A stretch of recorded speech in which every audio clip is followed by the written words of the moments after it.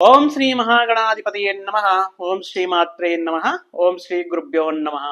ಸಮಸ್ತ ಕನ್ನಡ ವೀಕ್ಷಕರಿಗೆ ನಮಸ್ಕಾರ. ನೀವು ಮೊದಲನೇ ಬಾರಿ ನಮ್ಮ ಚಾನಲ್ ನೋಡ್ತಾ ಇದ್ರೆ ದಯವಿಟ್ಟು ಸಬ್ಸ್ಕ್ರೈಬ್ ಮಾಡಿ ಅಂತ ಹೇಳ್ತಾ, ಸಕಲ ಕನ್ನಡ ಜನತೆಗೆ ಶ್ರೀ ಮಹಾಶಿವರಾತ್ರಿ ಹಬ್ಬದ ಶುಭಾಶಯಗಳನ್ನು ಹೇಳುತ್ತಾ, ನಿಮಗೆ ನಮ್ಮ ಸಬ್ಸ್ಕ್ರೈಬರ್ಗೆ ಮಹಾಶಿವರಾತ್ರಿಯ ಆ ಪರಮಶಿವನ ಅನುಗ್ರಹ ಇರಲಿ. ಆ ಪರಮಶಿವನ ಅನುಗ್ರಹದಿಂದ ನಿಮ್ಮ ಜೀವನದಲ್ಲಿ ಸಾಕಷ್ಟು ಸೌಖ್ಯ ಸಂತೋಷಗಳನ್ನ ಪಡೆಯಲಿ ಅಂತ ಭಾವಿಸುತ್ತಾ ನಾನು ಈ ವಿಡಿಯೋನ ಸ್ಟಾರ್ಟ್ ಮಾಡ್ತಾ ಇದ್ದೇನೆ.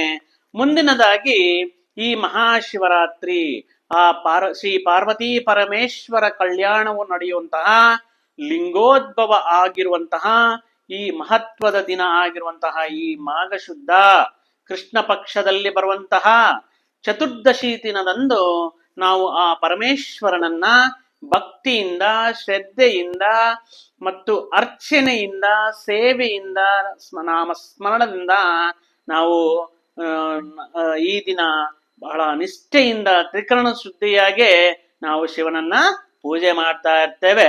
ಅದರಲ್ಲಿಯೂ ದ್ವಾದಶ ರಾಶಿಗಳಲ್ಲಿ ಜನಿಸಿರುವಂತಹ ಜಾತಕರು, ಕೆಲವು ರಾಶಿಗಳು ಶನಿಕಂಟಕದಿಂದ ತುಂಬಾ ನೋವು ಮತ್ತು ಕಷ್ಟಗಳನ್ನ ಅನುಭವಿಸ್ತಾ ಇದ್ದಾರೆ.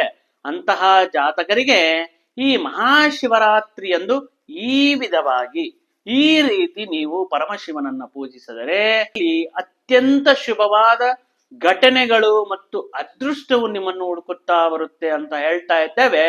ಅದರಲ್ಲಿ ಮುಖ್ಯವಾಗಿ ಮಕರ ರಾಶಿಯವರಿಗೆ ಈ ಶಿವರಾತ್ರಿ ದಿನದಂದು ಯಾವ ರೀತಿ ಆ ಪರಮಶಿವನ ಆರಾಧಿಸಬೇಕು ಅನ್ನುವ ಮಕರ ರಾಶಿ ಮಕರ ರಾಶಿಯವರೇ ಈ 7.5 ವರ್ಷದಿಂದ ಸಾತಿನಿಂದ ಇವರು ತುಂಬಾ ಕಷ್ಟಗಳು ನಷ್ಟಗಳು ಎಷ್ಟೋ ಅನುಭವಿಸಿದ್ದಾರೆ ಈ ಶನಿಕಾಟದಿಂದ.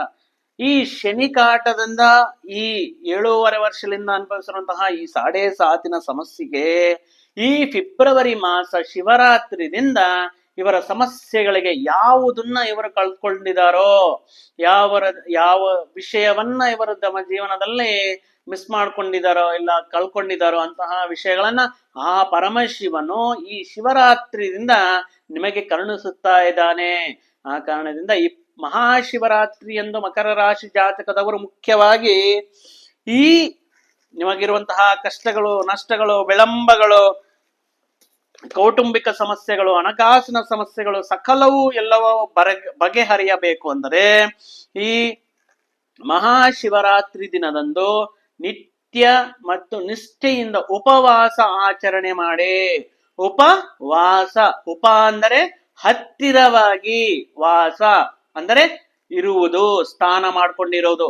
ಈ ಪರಮೇಶ್ವರನಿಗೆ ಹತ್ತಿರವಾಗಿ ತಮ್ಮ ಮನಸ್ಸನ್ನ ಮನಸ ವಾಚ ಕರ್ಮಣ ನೀವು ತ್ರಿಕರಣ ಶುದ್ಧಿಯಿಂದ ಪರಮೇಶ್ವರನಿಗೆ ಎಷ್ಟು ಹತ್ತಿರವಾಗಿ ವಾಸಿಸುತ್ತಿರ್ತೀರೋ, ಈ ಐಹಿಕ ಸುಖಗಳನ್ನ, ಭೌತಿಕ ವಿಷಯಗಳನ್ನ ನೀವು ಈ ಒಂದು ದಿನ ಮಾತ್ರ ಪಕ್ಕಿಗೆ ಇಟ್ಬಿಟ್ಟು ಪರಮೇಶ್ವರನ ಮೇಲೆ ದೃಷ್ಟಿಯನ್ನಿಟ್ಟು ಉಪವಾಸ ಇರುವ ಕಾರಣದಿಂದ ಮತ್ತು ಜಾಗರಣೆ ಮಾಡುವ ಕಾರಣದಿಂದ ನೀವು ಒಳ್ಳೆ ಶುಭ ಫಲಗಳು ಮಕರ ರಾಶಿಯವರಿಗೆ ಆಗುತ್ತೆ.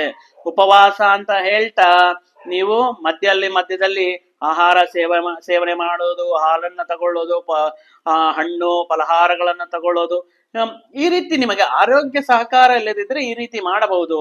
ಇಲ್ಲ ನಿಮಗೆ ಆರೋಗ್ಯ ಸಹಕಾರವಾಗ್ತಾ ಇದೆ, ಎಲ್ಲವೂ ಅನುಕೂಲವಾಗ್ತಾ ಇದೆ ಅಂದ್ರೆ ನೀವು ಕಠೋರವಾದಂತಹ ಉಪವಾಸವನ್ನ ಮಾಡಬೇಕು. ಇನ್ನ ಜಾಗರಣೆ ಮಾಡ್ಬೇಕು ಅಂತ ಹೇಳ್ಬಿಟ್ಟು ರಾತ್ರಿ ಎಲ್ಲ ಬೇರೆ ಬೇರೆ ವಿಷಯಗಳನ್ನ ಆಡ್ತಾ, ಈ ಕ್ಯಾರಂ ಬೋರ್ಡ್ ಆಡ್ತಾ, ಚೆಸ್ ಆಡ್ತಾ, ಬೇರೆಯವರಿಗೆ ಡಿಸ್ಟರ್ಬೆನ್ಸ್ ಮಾಡ್ಕೊಂಡು ಮನೆಯಲ್ಲಿ ದೊಡ್ಡಾಗಿ ಸೌಂಡ್ ಇಟ್ಕೊಂಡು ಈ ರೀತಿ ಮಾಡಿದರೆ ನಿಮಗೆ ಶಿವನ ಅನುಗ್ರಹ ಸಿಗುವುದಿಲ್ಲ. ಯಾವ ರೀತಿ ಶಿವನ ನಾಮಸ್ಮರಣ ಮಾಡುತ್ತಾ ಶಿವನಕ್ಕೆ ಸಂಬಂಧಪಟ್ಟಿರುವಂತಹ ಕೀರ್ತನೆಗಳನ್ನು ಆಲಪಿಸುತ್ತಾ ಈ ಬೇರ್ಬೇರು ದೇವಸ್ಥಾನಗಳಲ್ಲಿ ನಡೆಯುವಂತಹ ಶಿವರಾತ್ರಿ ಆಚರಣೆಯನ್ನು, ಅದರಲ್ಲಿಯೂ ಮಧ್ಯರಾತ್ರಿ ನಡೆಯುವಂತಹ ಮಹಾಭಿಷೇಕವನ್ನ ನೀವು ದರ್ಶನ ಮಾಡಲೇಬೇಕು. ಆ ರೀತಿ ದೇವಸ್ಥಾನಗಳನ್ನ ದರ್ಶನ ಮಾಡುತ್ತಾ ಶಿವನಿಗೆ ಸಂಬಂಧಪಟ್ಟಿರುವಂತಹ ವಿಷಯಗಳನ್ನು ಕೇಳುತ್ತಾ ಶಿವ ಪುರಾಣವಾಗಿರಲಿ, ಕಾರ್ತೀಕ ಪುರಾಣವಾಗಿರಲಿ, ಮಾಘ ಪುರಾಣವಾಗಿರಲಿ, ಈ ಪಂಡಿತರು ಏನಾದ್ರೂ ಹೇಳ್ತಾ ಇದ್ರೆ ಅಂತಹ ವಿಷಯಗಳನ್ನು ಕೇಳುತ್ತಾ ಒಂದು ಭಕ್ತಿ ಪಾರವಶ್ಯವಾದಂತಹ ಶಿವನಿಗೆ ಹತ್ತಿರವಾಗಿ ಜಾಗರಣೆ ಮಾಡಬೇಕು. ಅದನ್ನು ಬಿಟ್ಟು ಜೋರಾಗಿ ಮ್ಯೂಸಿಕ್ ಆಡ್ಕೊಂಡು ಡ್ಯಾನ್ಸ್ಗಳು ಮಾಡುತ್ತಾ ಇನ್ನೊಂದು ಮಾಡುತ್ತಾ ಈ ರೀತಿ ಮಾಡಿದ್ರೆ ನಿಮಗೆ ಸಿಗ್ಬೇಕಾಗಿರುವಂತಹ ಫಲವು ಸಿಗೋಲ್ಲ. ಈ ರೀತಿ ಮಕರ ರಾಶಿಯವರು ಉಪವಾಸ ಮತ್ತು ಜಾಗರಣೆ ಮಾಡುವುದರಿಂದ ನಿಮಗೆ ಬರಬೇಕಾಗಿರುವಂತಹ ಹಣಕಾಸು ಯಾವುದಾದರೂ ನಿಂತು ಹೋಗಿದ್ದಲ್ಲಿ ಖಂಡಿತ ನಿಮ್ಮ ಕೈ ಸೇರುತ್ತೆ.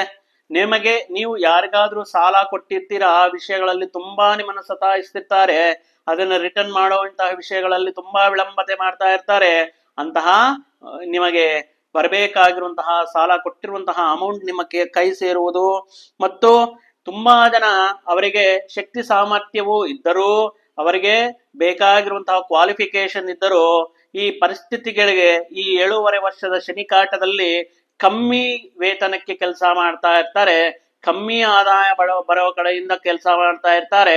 ಅಂತವರಿಗೆ ಅವರಿಗೆ ಅನುಭವಕ್ಕೆ ತಕ್ಕಾಗಿ ಅವರ ವಿದ್ಯಾರ್ಹತೆಗೆ ಅನುಗುಣವಾಗಿ ಒಳ್ಳೆಯ ಉದ್ಯೋಗ ಅವಕಾಶಗಳು ಬರುವಂತಹ ಈ ಸೂಚನೆಗಳು ಶಿವರಾತ್ರಿಯ ನಂತರ ಆಗುತ್ತೆ. ತುಂಬಾ ಜನ ನಿಮ್ಮನ್ನ ಕೆಲಸ ಮಾಡಿಸ್ಕೊಂಡಿರ್ತಾರೆ, ನಿಮ್ಮ ಎಫರ್ಟ್ ಯೂಸ್ ಮಾಡ್ಕೊಂಡಿರ್ತಾರೆ, ಆದ್ರೆ ನಿಮಗೆ ಸೇರ್ಬೇಕಾಗಿರುವಂತಹ ಒಂದು ಅಮೌಂಟ್ ಅನ್ನ ಅವರು ಎಗರಾಕೋಕ್ ನೋಡ್ತಿರ್ತಾರೆ, ಅದನ್ನ ಇದು ಮಾಡೋಕ್ ನೋಡ್ತಿರ್ತಾರೆ.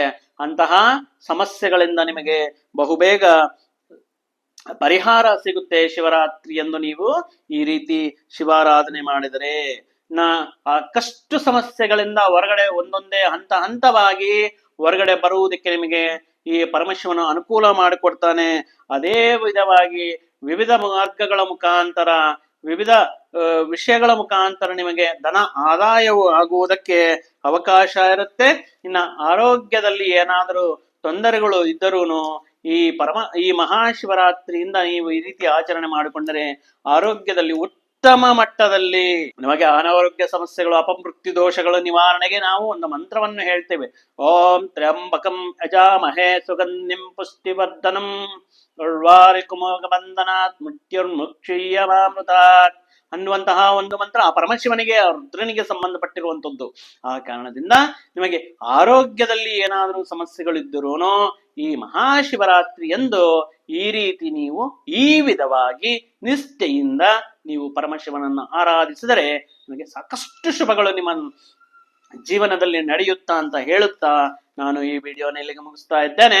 ಮತ್ತೊಂದು ವಿಡಿಯೋ ಜೊತೆಗೆ ಮತ್ತೊಂದು ಆಸಕ್ತಿಕರ ವಿಷಯದ ಜೊತೆಗೆ ನಿಮ್ಮ ಮುಂದೆ ಬರ್ತೇನೆ. ಅಲ್ಲಿವರೆಗೂ ಸರ್ವೇ ಜನ ಸುಖಿನೋ ಭವಂತು, ಸಮಸ್ತ ಸನ್ಮಂಗಳಾನಿ ಭವಂತು. ಜೈ ಶ್ರೀರಾಮ್.